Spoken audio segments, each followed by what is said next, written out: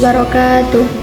Puji syukur kita panjatkan kehadirat Allah Subhanahu wa taala atas segala rahmat dan karunia-Nya sehingga kita masih diberikan kesehatan serta kesempatan untuk menambah ilmu pengetahuan. Salawat serta salam semoga senantiasa tercurah kepada Nabi Muhammad SAW yang telah membawa kita dari zaman kegelapan menuju zaman yang penuh dengan ilmu pengetahuan seperti sekarang ini. Perkenalkan, saya Putri Saadah dengan NIM 2420100170, mahasiswi dari program studi Pendidikan Agama Islam. Pada kesempatan kali ini, saya akan menyampaikan materi dalam mata kuliah Fikih Muamalah dengan dosen pengampu Bapak Anwar Habibi Siregar, MA, HK. Adapun judul yang akan saya bahas yaitu riba dalam perspektif fikih muamalah. Topik ini sangat penting untuk dibahas karena riba merupakan salah satu permasalahan yang sering muncul dalam kehidupan sehari-hari, khususnya dalam aktivitas ekonomi masyarakat. Dalam praktiknya, masih banyak orang yang belum sepenuhnya memahami konsep riba menurut ajaran Islam, sehingga tanpa disadari dapat terlibat dalam transaksi yang tidak sesuai dengan prinsip syariat. Oleh karena itu, melalui pembahasan ini diharapkan kita dapat meningkatkan pemahaman serta kesadaran agar lebih berhati-hati dalam melakukan aktivitas ekonomi, sehingga setiap transaksi yang dilakukan dapat berjalan sesuai dengan ketentuan dalam fikih muamalah.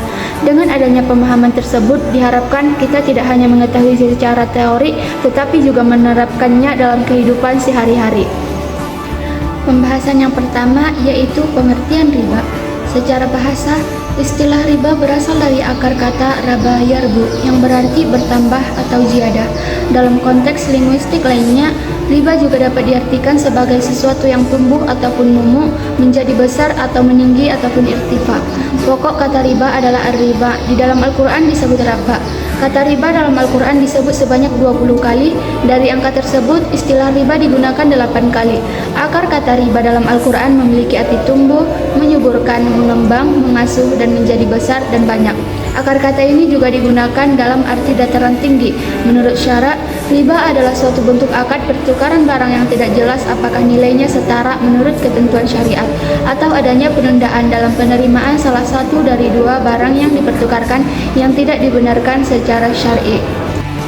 Riba dalam syariat Islam secara tegas dinyatakan haram.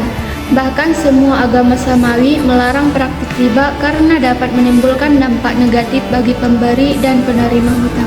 Di samping berpotensi menghilangkan sikap tolong-menolong, riba juga dapat menimbulkan permusuhan antara kedua belah pihak yang melakukan transaksi. Riba akan memberikan dampak yang sangat buruk kepada yang melakukannya. Jika kita lihat, orang yang melakukan riba akan mengalami sifat seperti kikir, berhati keras, tamak, memuja harta, dan menganggap harta adalah segalanya. Penjelasan selanjutnya adalah dasar hukum riba. Yang pertama itu Al-Quran. Dasar hukum riba adalah haram.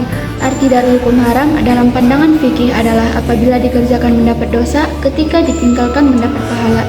Dan yang kedua itu adalah as-sunnah. Hadis Nabi Muhammad SAW menjelaskan rincian dan jenis-jenis riba, mempertegas dan merinci hukum yang telah dijelaskan dalam Al-Quran.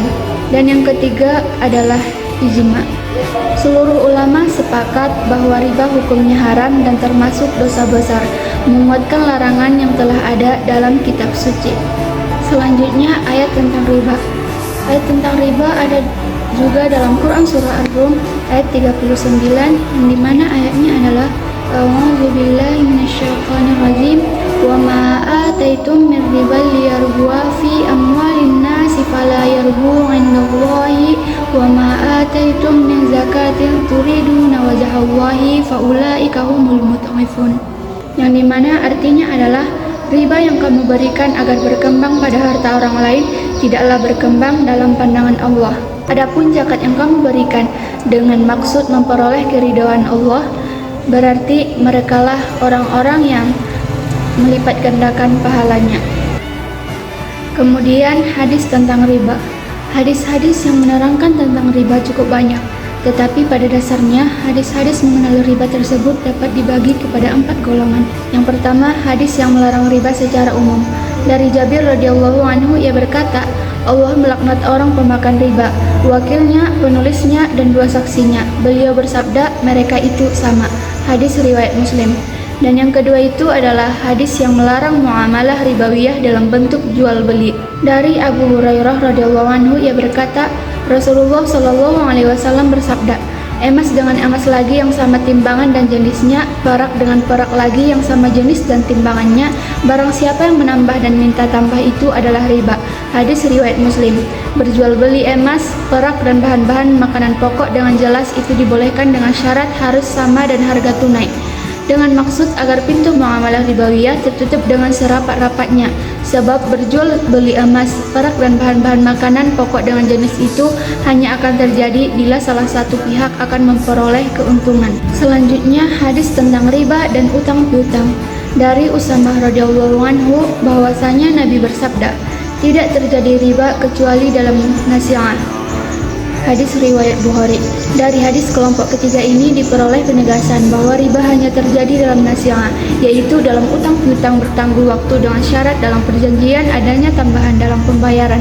Hadis yang membatasi terjadinya riba hanya dalam utang piutang tersebut nampak ada pertentangan dengan hadis-hadis yang mengajarkan terjadinya riba dalam jual beli tunai dengan syarat terjadi tambahan antara barang-barang sejenis yang disebut riba fadl di atas. Menghadapi masalah adanya pertentangan antara dua kelompok hadis-hadis tersebut, yaitu hadis-hadis tentang riba fadl dan riba nasi'ah, para ulama bermacam-macam cara mempertemukannya. Kemudian hadis yang melarang muamalah tertentu karena mengandung unsur riba. Dari Ibnu Umar radhiyallahu anhu berkata, saya mendengar Rasulullah shallallahu alaihi wasallam bersabda, apabila kalian berjual beli secara ainah dan kalian hanya repot pekerjaan kalian bersenang dengan bertani saja sambil meninggalkan jihad, pasti Allah akan membuat kalian dikuasai oleh kehidupan yang dimaksud dengan jual beli yang ainah, ialah seseorang menjual yang barangnya kepada orang lain dengan harga yang pembayarannya ditangguhkan. Kemudian orang lain yang membeli itu menjual barang yang baru saja dibelinya kepada orang yang menjualnya dengan harga tunai, tetapi kurang dari harga pembelian yang ditangguhkan itu. Misalnya A menjual sepeda kepada B seharga 120.000 dengan pembayaran yang ditangguhkan selama sebulan. Setelah B menerima sepeda yang dibeli dengan harga tangguh itu, kemudian menjualnya kepada A dengan harga 100.000 tunai. Ditinjau dari perjanjian jual beli dengan ainah itu tidak ada keberatannya sama sekali, karena memang benar-benar merupakan perjanjian jual beli. Selanjutnya, pembahasan tentang jenis-jenis riba dalam fikih muamalah. Penamaan atau pengelompokan jenis riba merupakan hasil dari pendapat para ulama. Oleh sebab itu, banyak terjadi perbedaan pendapat di antara mereka, baik dalam hal penamaan, definisi atau ciri-ciri dan karakter dari jenis atau kelompok riba. Beberapa literatur menunjukkan jenis-jenis riba yang berbeda-beda. Antonia mengelompokkan jenis riba dalam dua kelompok utama, yaitu riba utang piutang ataupun riba qard dan riba jahiliyah, dan riba jual beli ataupun riba nasi'ah dan riba fadl sebagai berikut. Yang pertama itu riba nasi'ah adalah penangguhan, penyerahan atau penerimaan jenis riba yang dipertukarkan dengan barang ribawi lainnya. Jadi, sedikitnya dalam riba nasi'ah itu terdapat dua unsur penting. Komoditi yang dipertukarkan tersebut keduanya adalah barang ribawi yang ilatnya sama tanpa perlu memandang apakah satu jenis atau tidak. Penyerah terimanya yang ditangguhkan ataupun takhir baik pada kedua komoditi atau di salah satunya. Yang kedua itu riba fadl adalah pertukaran antara barang sejenis dengan kadar atau takaran yang berbeda, sedangkan barang yang dipertukarkan adalah barang ribawi. Yang ketiga itu riba jahiliyah. Yang ketiga itu adalah riba jahiliyah, adalah utang dibayar lebih dari pokoknya karena peminjam tidak mampu membayar utangnya pada waktu yang ditetapkan. Dan yang keempat, riba qard adalah suatu manfaat atau kelebihan tentu yang disyaratkan terhadap yang berutang. Kemudian pandangan ulama tentang riba. Yang pertama itu Ibnu Al-Arabi dalam Ahkam Al-Quran. Riba dalam arti bahasa adalah kelebihan ataupun tambahan. Adapun yang dimaksud dengan riba dalam Al-Quran adalah setiap kelebihan ataupun tambahan yang tidak ada imbalannya. Yang kedua itu Al-Aini dalam Mundah Al-Qari. Arti dasar riba adalah kelebihan ataupun tambahan. Adapun arti riba dalam hukum Islam ataupun syara adalah setiap kelebihan tambahan pada harta pokok tanpa melalui akad jual beli. Yang ketiga Al-Syarahsi dalam Al-Mabsut. Riba adalah kelebihan ataupun tambahan tanpa imbalan yang disyaratkan dalam jual beli. Yang keempat, Ar-Raqib Al-Isfahani dalam Al-Mufradat fi Gharib Al-Quran. Riba adalah kelebihan ataupun tambahan pada harta pokok. Kemudian Muhammad Ali Al-Sabuni dalam Rawa'i Al-Bayan. Riba adalah kelebihan atas pokok utang yang diambil oleh kreditur orang yang memberikan utang dari debitur orang yang berhutang sebagai imbalan atas masa pembayaran hutang. Kemudian Muhammad Abu Zahra dalam Buhus fil al-Riba. Riba yang dimaksud dalam Al-Quran adalah riba tambahan bunga yang dipraktikkan oleh bank dan masyarakat, dan itu hukumnya haram tanpa keraguan. Kemudian menurut MUI, riba adalah tambahan ziyadah tanpa imbalan yang terjadi karena penangguhan dalam pembayaran yang diperjanjikan sebelumnya, dan inilah yang disebut riba nasi'ah. Kemudian Rabita Al-Alam Al-Islami, keputusan nomor 6 sidang ke-9 yang diadakan di Mekah pada tanggal 12 sampai 19 Rajab 1406 Hijriah menyatakan bahwa bunga bank yang berlaku bagi bank konvensional adalah riba yang diharamkan.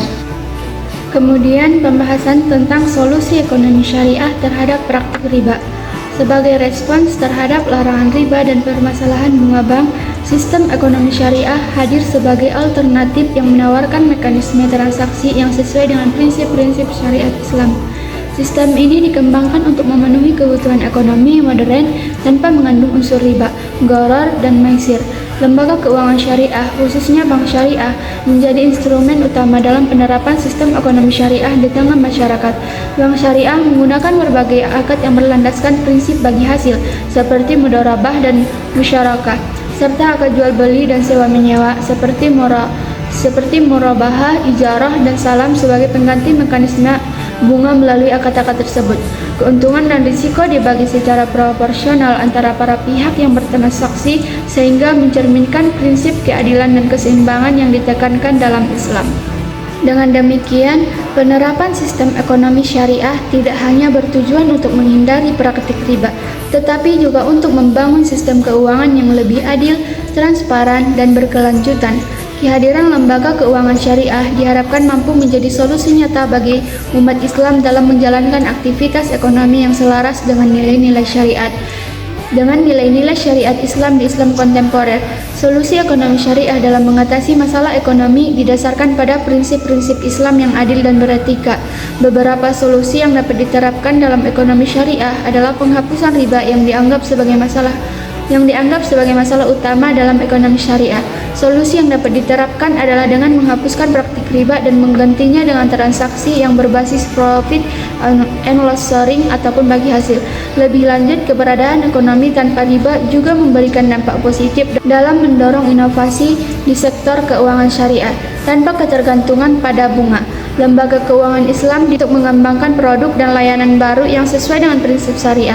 Inovasi ini tidak hanya meningkatkan efisiensi keuangan, tetapi juga memberikan alternatif pembiayaan yang lebih terjangkau dan adil bagi masyarakat. Selanjutnya adalah kesimpulan dari materi video saya ini. Pelarangan transaksi riba dalam ekonomi Islam bukan sekedar aturan hukum formal, melainkan sebuah manifestasi dari upaya menciptakan tatanan sosial yang berlandaskan moralitas dan nilai-nilai ketuhanan. Melalui pelarangan ini, Islam ingin memastikan bahwa setiap keuntungan yang diperoleh dalam aktivitas ekonomi berasal dari usaha yang produktif atau pertukaran yang adil, bukan dari eksploitasi atas kebutuhan yang lain melalui sistem bunga. Dampak negatif riba yang merusak karakter individu dan memicu inflasi serta ketidakstabilan sistem keuangan menjadi alasan kuat mengapa Al-Quran dan As-Sunnah mengharamkannya secara mutlak. Pemahaman yang komprehensif mengenai jenis-jenis riba seperti riba nasi'ah, riba fadl menjadi kunci bagi masyarakat untuk beralih kepada instrumen ekonomi syariah yang lebih transparan dengan mengedepankan prinsip bagi hasil dan akad-akad yang bebas dari unsur gharar serta maisir.